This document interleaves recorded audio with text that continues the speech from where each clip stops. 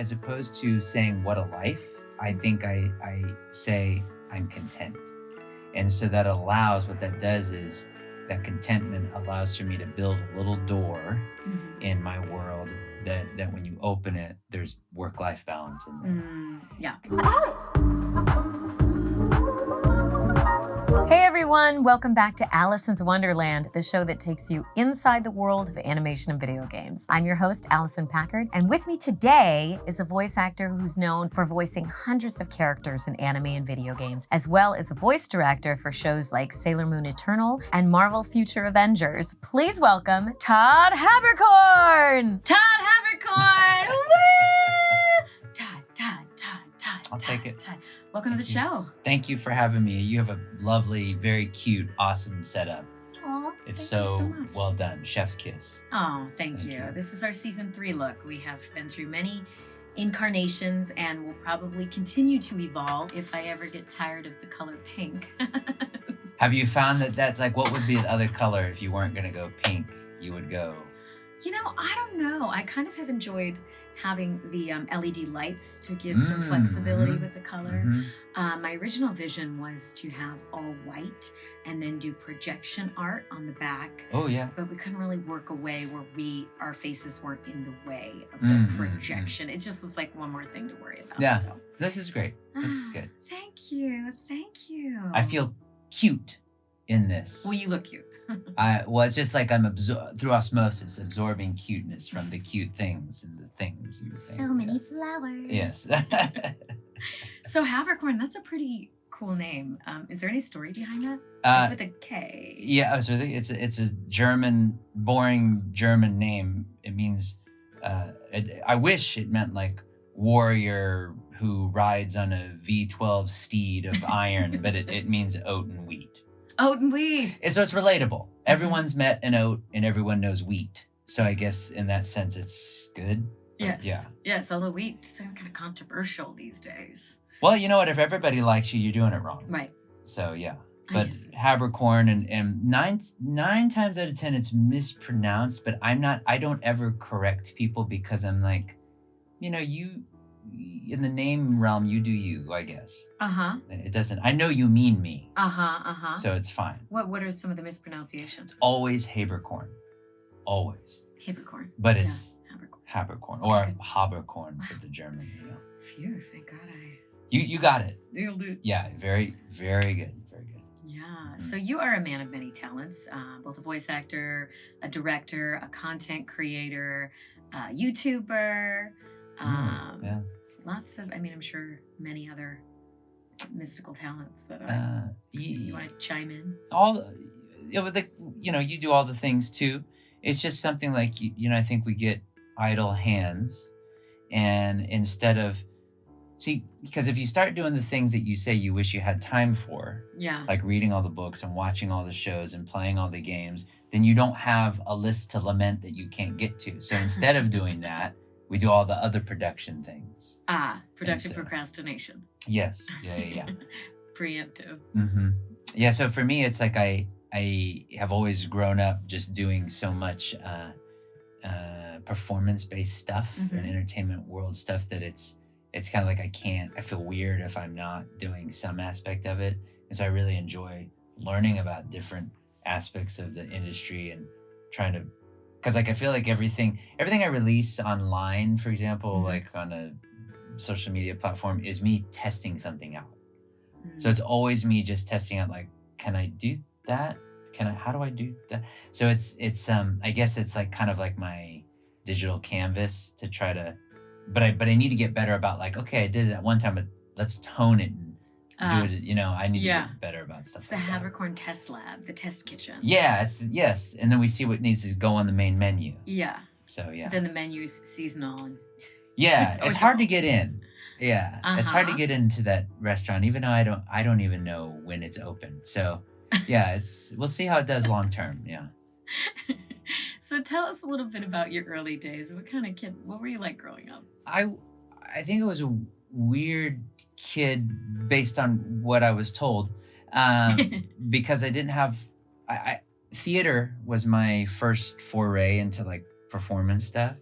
And that really, I connected with that. It's kind of like when you know right away as a kid whether or not you're a dark chocolate fan or a white chocolate fan or a milk chocolate fan. Like, you don't have to be told. And that's what I'm dark chocolate, but that's what I felt 100%. with 75% is about my max of how I want to go with how dark.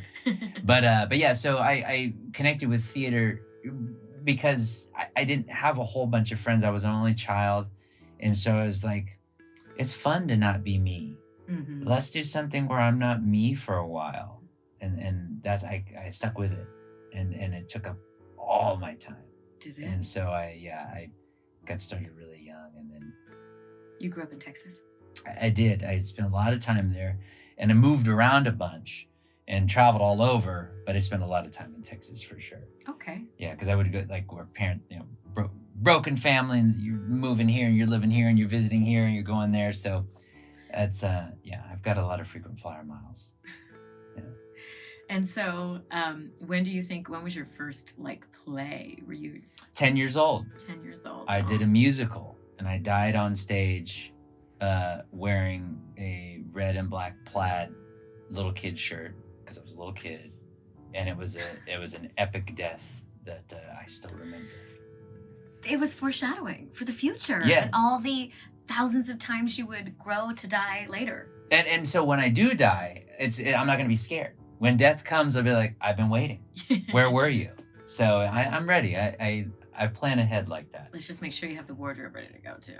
Oh yeah, the shirt's still it's a little tighter at this point, but it's like I got it. It'll be a bandana. It's fine. But yeah, no, it was that was my first time, and then I was like, let's see where this goes. Let's keep going. Yeah. So it was a weird dynamic of strange. It was like I was made fun of. But as we all are, by kids, and because we're just different and we're figuring ourselves out. But I was made fun of a lot for my voice, actually, and so that's why I never thought voiceover would ever be a thing. What specifically? Well, I don't know. I wish I remembered the bully names. Yeah, we tend to block those out. Yeah, but I wish so. They made fun of that a lot. But in class, when it was time to read in class, I was always the one that was called on to read. Right? Yeah. So right here, Who wants to read? Give it up, high five. Yeah. So yeah. So I did that. So it was a weird dynamic because it was like I was asked to read, but then I was made fun of for the voice. So I don't know. That's why I was like, back to theater. It's a thing. Yeah. It's a whole thing. So what was your first voiceover job? A commercial for a computer store. And I didn't know, because I didn't think voiceover was a thing. It's weird, because now it's so prevalent. We all think about voiceover. Everybody wants to do it. But back then, you just didn't think about it. You didn't know that was a thing. I didn't, because, again, only child. I didn't have a parent there to go, that's a person going into a booth and doing that voice. That's not Batman. Yeah. There wasn't the same awareness that there is now. Totally not. And so when I got the gig, as I'm sure we all do, they go, okay, so here's the gig and here's when it's due and you got it, right? And I was like, yeah, yes, absolutely. Had no idea how to do it. So I was like, okay, let me figure this out. So I'm literally at the soundboard, plugging this in, plugging that in, and this is before USB mics. Oh yeah, I was like, let me figure this out. And so, because they didn't want to, it's a small computer store. Blah, blah, blah. So I'm like, all right, okay, plug this here. Does that work? No. Okay, plug this in, and just trial and error, and then I finally get it recorded, and I'm sure it sounds horrible now. I wish I still had it, and I sent it in. And that was my very first gig. I'm pretty sure it was terrible because one of two things. One, I didn't do another spot for them. But then number two, they might have closed down. So I don't know. And there's only one person to blame. 100%. Yeah. I'll own it, So that but it was bad. It was real bad. Oh, wow. But I still have the soundboard. Internet, do your thing. You won't find it. It would be awesome. If you did, though, that'd be really amazing. I'm not confident on it 100%. Yeah, that's going to add a new layer of complexity. Say it was search. Google? No, I don't remember what it was. But small company called yeah. Microsoft. It was one of the others, Microsoft, and yeah, I forget something. Yeah, but Wow. And so was that was back in Texas? yeah, And so then what spurred your move across the country? I felt like so I was with Funimation for years. That's where you got your and start. my main VO start. Were you living in Dallas? Yeah, and so my main VO start was at Funimation, and so I was in shows there. I was also writing and adapting shows and directing, and I just had hit a ceiling. I felt like I'm like, okay, I need to. No one said that, no, but I was like, you know what? I feel like I'm hitting my goals here. So what's next? For me, some you know, and for everybody, it's like sometimes they hit that goal and they're like, hey, as long as I can maintain this, awesome. That's where I am now. But back then, I'm like, let me see. I want to go. Yeah, this is cool. I'm at the top of this mountain in Griffith Park. Awesome. Let's see if I can go to the top of that observatory. And it's just like the ambition is there, but without guidance, I guess. And so I was like, well, let me try out LA, and the stuff in my life it had opened up this time where I'm like, this is the perfect time to go. And if you don't go right now, you're not going to do it. Yeah. And so I did it, and it took 26 hours of driving. 11 of those is literally just to get to the end of Texas. Oh my God. And then did the drive, made it. But I did. But the thing is like I didn't just pick up and be like, knock knock, hey LA, I'm here. Like I planned it, and I tried to.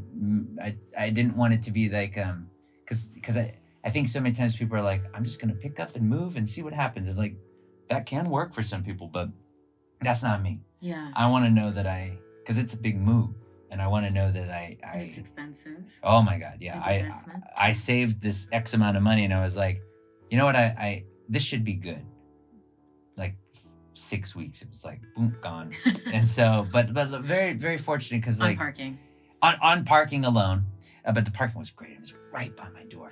But yeah, like then I guess it was 4 days later. Once I got to LA, I signed with WME, and what year was that? That was 2011. And so signed with them and started work, and then I began working on Naruto. I think was one of the first things I did out here, Naruto. And, been on that show since, and then the other iterations of it. But yeah, just I was desperate to make it work, and was open to every and anything. I remember some weird auditions I went to where it's like, is this an opportunity to get in there and hopefully make a little coin to prolong this Oregon Trail that I'm on, so I can buy some oat and some medicine for my dysentery. No wheat. Yeah, no, keep it out. But yeah, so I did that, and then I guess here we are. Yeah, here we are. So yeah. So Naruto, one of the most popular shows, animes of all time. Yeah. We had Miley Flanagan on the show. Oh, Miley's awesome. Last season. Yeah, she's so sweet. She's in the neighborhood as well. What was it like booking that? I mean, in 2011, you already knew it was huge, right? Yeah, but for me, it was like I just look at I don't necessarily think about it like that. I was just like, it's a gig, let's do it, because I was trying to like just make sure that I had all my ducks in a row. And so I was excited about working with the people that I got to work with, like Mary Elizabeth McGlynn, who was the director on it, working with her. Were you familiar with her before? Yeah, because I had talked with her. We went to the same college at different times, but same college. And so it was fun to connect with her, and she was really gracious in having me on. And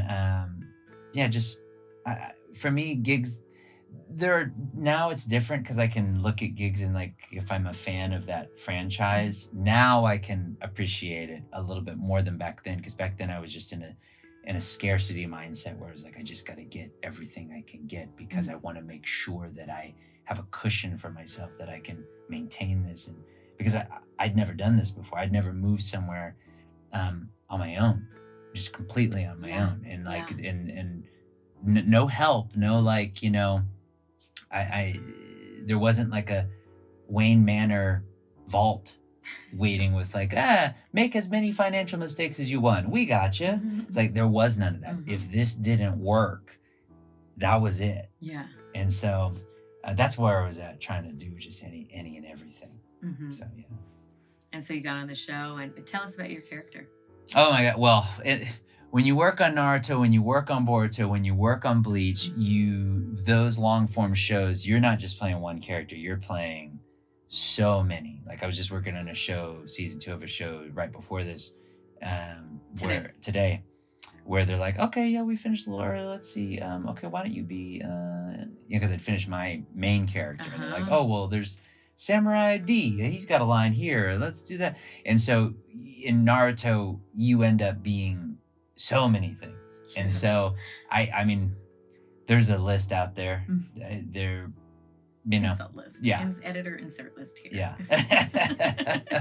So it was, but yeah, I'm sure there's a village in there where it's like all my clones are hanging out and thriving, harvesting their wheat, etc. Into the Haberverse. Making boba, Naruto, whatever they're doing.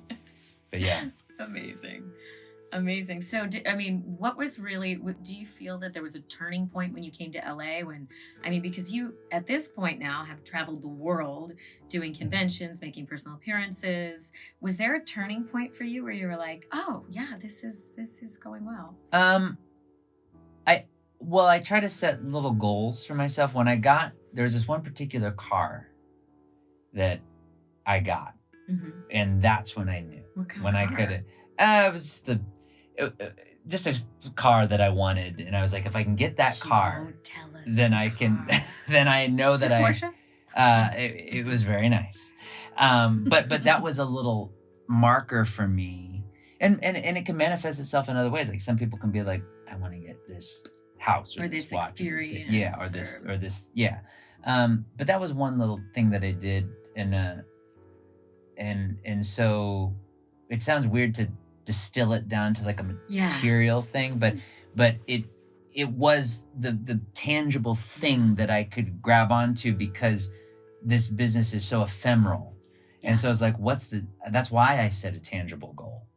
But it's not like I'm a huge car guy. It's just like, and so that became my marker. Yeah. It's almost that point where on the mountain climb where you stop to look at the view and take it all in. Yeah. And you see you're somewhere and halfway I think up or wherever. The reason that I had to do that is because there is no marker in the industry that tells you you've quote unquote made it, because it's like, because ultimately at the end of the day, it's what feels good for you in the industry, I think, because it's like we all can think we've made it to some point, but there's always going to be someone who has a different career path that looks maybe more attractive from the outside. Like if I were to look at Bowser, Eric Bowser is Bugs Bunny, Daffy Duck, but then he goes, yeah, I'm Bugs Bunny, but I'm not who's the voice of Google, or I'm not lying out the door for cons, or and so it's a different.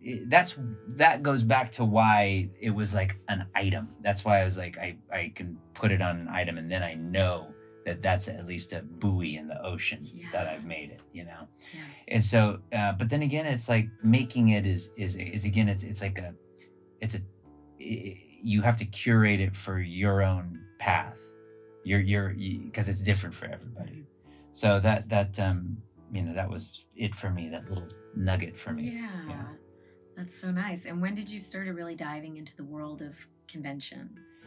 Well, I didn't even know about those, because a lot of times people go to cons and they've been as fans before, but I never had heard of conventions. And so my very first one was in 08. And so I did Anime Boston. And Boston, that's where I'm from. Oh, you're from Boston? Oh, okay. Just to let you know, having been there in the past couple of years, the traffic is still pretty bad. Who drives? It's I'm pretty surprised at how congested it gets. But when were you last back there? It's been a few years. It was pre-pandemic, but we're going back July 1st. Oh, okay, so okay. Oh, it's coming up. Okay. Yeah, it's coming up soon. Are you staying for like just the weekend? We're going to stay for a week. I'm going to do a show while I'm out there. Okay. There's a con called Music Con. Oh, cool. Okay. There's just mostly musicians and stuff, and they've got like festival stage. So nice. Yeah, it's going to be fun. I'm going to see my family. Yeah. Spend some time. They're all out there? Your whole family? My whole family. I'm the only one that's out here. Wow. Okay. So this would be a good like recharge. Yeah, for you. I think it's going to be busy, actually. I think it's going to be pretty. They need to get in line and get good seats for the show. That's how they're going to see you. It's 10:30 in the morning, so I don't know. That's a good time. Yeah. It's 10:30 at night. Too sleepy. Thank you. We got stuff to do. Thank you. Yes. Yeah. Sleep. Well, that'd be cool. Yeah, that was my first convention, and it's the convention environment from then to now. If there's one through line that's been consistent, it's that the fan feedback, the elation that they exude, and the positivity that they put forth is timeless. It's the same from then to now. It's and no matter where in the world it is, it's to be on the receiving end of that is really energizing. Yeah, what a gift. Yeah, it's awesome. Yeah, because I mean, throughout your career, you've been part of so many franchises that are incredibly popular, Bleach and One Piece, and just moving from lots of animes, but also video games as well. And do you ever look back and say, "Oh, wow, this is surprising life"? I try to count the fortunate moments along the way and fill it with the ingredient of gratitude. But it's something where I'm always, as opposed to saying what a life, I think I say I'm content. And so that allows, what that does is that contentment allows for me to build a little door in my world that when you open it, there's work-life balance in there. And I feel like a lot of times, and again, that's why the contentment can come at whatever point in your career, because you have to choose when that is. Because for the longest time, I didn't have that. And so I was insatiable. I was always like, I need more, I need more, I need more. And what I really needed was like validation, I guess. I was like, give me more validation. And it's like, you're never going to fill up on that. If that's what you're going to hit your ride onto, that cup has a hole in it. And so that's not sustainable. And so I'm like, well, what is sustainable? Let's look at this thing called balance. And that has brought me a lot more fulfillment basically what I did was I tried to cheat code the end of my life now, in the sense that so many times people get to the end of their life and they're like, I wish I would have done A, B, C more. Or I wish I would have spent more time with that. And like, well, why do I need to wait until I'm 200 when I die? Why don't I do it now so that I'm young enough to really swim in it and enjoy it? Yeah. So that's been my little hack for myself, I hope. I love that. It's great because you're right. It's, gratitude, it comes easier with practice, but human beings, it's almost as if we are designed, programmed to be looking for what's wrong all the time so that we can survive. And that's our survival mechanism. And then we go through life pointing out everything that's wrong with this moment or wrong with our lives. And, that isn't a way to live. You get to a certain point where you're like, that is not the type of thing people are on their deathbed like, I wish I judged myself harder.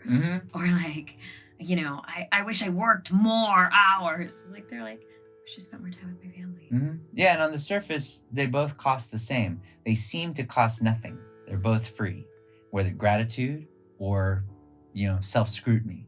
But there is a different cost for each.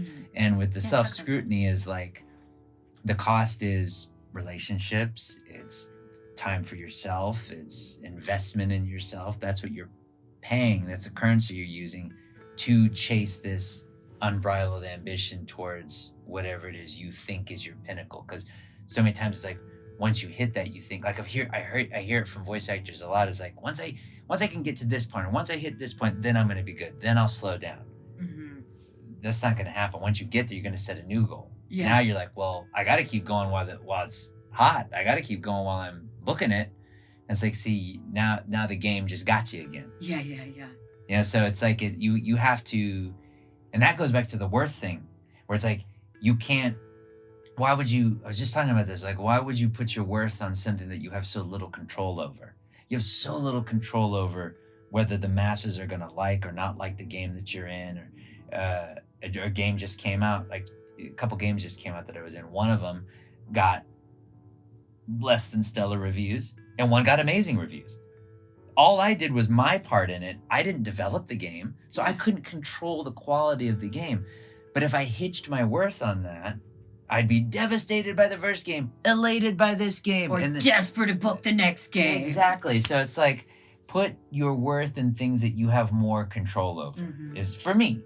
So yeah. How you spend your day, your morning routine, Yeah. things like that. And those little micro investments in yourself at the end of your life, when you cash it all in, because you can't take it with you, you get to go to the board and get the biggest stuffed animal at the carnival, bigger than anybody else. Because the people that spend their tickets along the way and they're not doing little micro investments in themselves, they only get the little shitty Chinese finger trap thing. That's all they have enough tickets for. Whereas as you make it along the way, boom, you can get the big Scooby-Doo.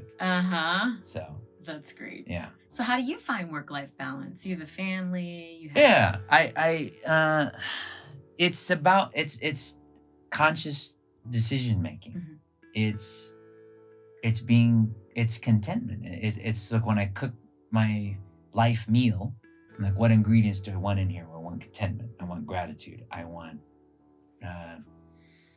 happiness. I want tranquility.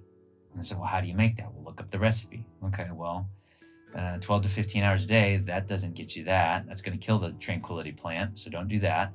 Work, you mean? Yeah, like, okay, comparing myself to others, okay, that's going to kill, stress-free existence, so that's not an ingredient. So you just go through the list and you're like, what ingredients help me and what ingredients hurt me? Be aware of both lists, because I think there's also a thing where it's like, if you go too far, it's balance. If you go too far in either direction, if you go too much into life, no work balance, well, you're going to hit a wall and you need to work. But if you go too far work and you have no life balance, you're going to hit a wall and you're going to be all alone on your island. So life loves balance. We all love balance. We don't want to sleep too much. We don't want to sleep too little. We don't want to eat too much, eat too little. We want to eat just enough. We want to sleep just enough. And so just a little more than just enough. For me, I can't. What's the latest you can sleep? I can't sleep in. 7 a.m. is my sleeping in. I'm an early person when I can, but I was talking more about specifically like food. Oh, food! I can. This is a little more than enough. The desserts, I always tell myself, I'm like, I'm gonna do one bite to try it. Yeah. But then I'm like, well, but what's one bite? I mean, we didn't define the size of the bite. So maybe like 3 bites makes actually one bite. Really. If you can keep it at 3, you're still in a good shape. 3 is good. Yeah, 3 is my little barrier for myself. I like that. Yeah. I like that. Yeah. So what about like exercise and fitness? Do you have a daily practice with that? I do. I try to do like, 4 or 5 times a week and do a combination of, cardio on a bike, some yoga, weight training, all that kind of stuff. So that's the other thing. That's that investment in long-term, that micro investment in yourself for long-term success. Because I don't want to be, when I growing up, man, I loved Al Pacino. Loved his movies. And you see him now, and he's in his 80s. But man, it's like he's a cardboard cutout because he can barely move. I mean, he is having a kid, so I guess he can move a little bit more than. Child? Oh, wow. He's only 83. Oh, Yeah. Never too old. The mom is, she's 29. She's 8 months pregnant, so yeah. But yeah, he moves like a Hollywood flat, like a wall, and so. But then Dick Van Dyke, who's like 97, he can dance, he can get on there, he can do sit-ups and all this stuff. So it's like that's what I want to be like. Because I want to be able to, And the day-to-day happiness, I think the way it works on your brain chemistry is incredible. Absolutely. You're a useful cog in the wheel of your life, and it gives you purpose, and it juices you up. Yeah. Yeah. Life lessons from the Haberkorn. It's all that wheat that I eat. So you voiced Natsu Dragneel in A Fairy Tale. Can you talk to us about that iconic role? Well, we did that. We did 328 episodes, and in a weekend. In one weekend, and my voice was so mad at me. And then we did 2 movies with that. That show is the show that has changed my life, and it is a show that changes a lot of people's lives from what so many stories of people saying like, I was in the hospital for this and this show helped me, or I was dealing with this. And so it's really amazing to hear the reach of that show on both sides. So from my side, how it's changed my world, but then now for people that have found that show as like a talisman of hope for them because of the themes in the show that they like, which I credit to obviously the writer and the creator of the show. We're just a small piece of because it's a whole village and we're just a piece of that village. But that was an amazing show. They're making more episodes now and video games and stuff. And so we'll get some news at some point. Hopefully we'll be involved with it. But yeah, it's been a really amazing journey with that show over the course of, many years. We've worked on it for a long time and still remember the audition. But yeah, it's been great. What was the audition like? A lot of times, so at Funimation, it's not like this now, but you would go into Funimation and they give you a binder with that tells you about the show. You see the characters, and you go in one at a time and you audition. And I was working on another series there, and I sat down and didn't know anything about the show. And then I was like, "Oh, Natsu, okay. Well, I want to read for him because like he's a fire wizard, and I like a lot of his attributes, his personality." And so when I went and read for him, the director knew that he wanted to give me the role, but I didn't know that. And so he acted like he didn't want to give it to me. So then I heard him say, he's like talking to someone else. He's like, I've been reading a lot of people today, but I don't think I found the right one. So I was like, oh, well, okay, well, it's not going to be me then. And so I got in the car and I went on to my next gig and a couple hours outside of Dallas to go. And I was sitting at a restaurant, pizza place.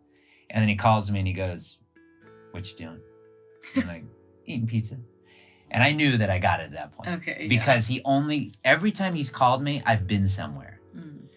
Like I remember when I got a lead in all the leads in the shows that I've done with him, I was at like this restaurant. Who's the director? Or this Tyler Walker. He also wrote it. He knows so much about the world. Transcribed it. He translated it or adapted it. Sorry, not translate. He adapted it from the translation and he directed it. And he's read all the manga. But when he called me, he's like, "Do you want to be Natsu?" And I was like, I mean, that's like saying, "Hey, I found some funnel cake under this piano here. Do you want this funnel cake?" I'm like, Probably yeah. not though, the funnel cake analogy. No, I'd still give it a go. Vegan funnel cake. Yeah, it's fine. Yeah. But he asked that and I was like, yeah, let's do it. And so we started recording it and I was happy as a vegan clam. There we go. Amazing. Yeah. Would you say that was a big turning point then? How did things change going forward? Well, for a lot of the shows that I was doing at Funimation, we never completed. There were several lead roles where we just never completed the series. And so I thought this was just going to be another one of those. Yeah. And so that's why I made a bet. Meaning it was never released, or meaning you did a season, but the rest of that I knew there were more episodes, but we just wouldn't get, like we did a show called Sergeant Frog that had 300 plus episodes. Well, we did 80 something of them and we just stopped. We just have one season of Vampire Dies in no time. I keep waiting for, when's that season 2 coming? So something like that. Yeah. Okay. Yeah. Is it ever coming? Yeah. And so that's why I'm sitting there scratching my head. So that's why I was like, okay, there are 100 episodes of Fairy Tail at the time. I was like, if the fans, I was like, if you guys support this show, and because there wasn't streaming back then, I was like, if you guys go out and buy this show and you support it, I'll get my character's tattoo, be my first tattoo. Oh, and so they did it, and so they supported it. You posted this on social media? Yeah, at the time, Twitter. Yeah, I forget what it was at the time, but yeah, we posted about it, and then everyone supported it. We got the show to the finish line.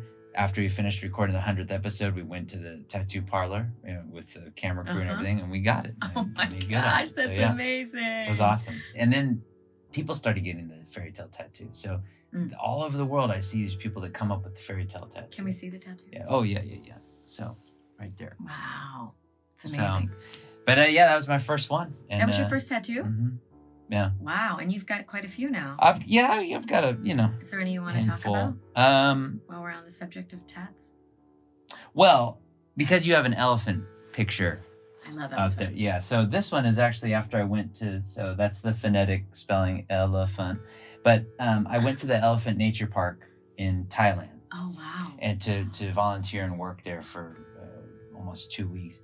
And Wow. the bananas and the watermelons were the treats that we would feed them. Oh. And so that was a really awesome experience because, caring for the elephants and prepping their food and interacting with them. And that was a really life, like definitely a little bookmark in life that was really fun to be a part of. And to be around people that had animal welfare in their minds as well. Because it was just, and we didn't get paid to go there. We paid to go there, and everyone was still there as if that was our job. And it was very, it was an amazing service. Yeah, amazing experience for sure. Yeah. So wow. I want to get back there. What's the name of the group? Elephant Nature Park. Elephant Nature Park in Thailand. Wow. There was a documentary about them too. I forget what that was called, but it was done a couple years ago. But yeah. Well, good for you for making the time for that. I think that's the type of thing that I'm like, once my son's in college, then we'll, these experiences will happen. Or I can't take 2 weeks. Yeah. But the reality is, life won't give you 2 weeks if you don't take it. That was my concern. Was like, oh man, how are we going to fit this in? And so I just was like, well, we got to go. Yeah. Because the elephants, it's like, as their population always needs help, they're not going to say, yeah, you go ahead and record that Buffalo Wild Wings commercial. We'll just be here dying. Great. Get those 3 takes in. It's like, so I was like, oh, yeah, the elephant did make a good point. So I had to get out there. So, but your family, it might be a great experience for you all. Yeah. To do. Yeah. I'd love to. My son. I mean, you're already. A little bit older. When you you kind of go in the opposite way. I was going to say after Boston, just like reroute. Keep going. But, Yeah. There's a lot of adventures I think still meant to be had. Yeah. And so you are vegan as well. How long have you been vegan for? A lot of years now. And I would say that, cheese slips in there. Because vegan cheese is not where it needs to be.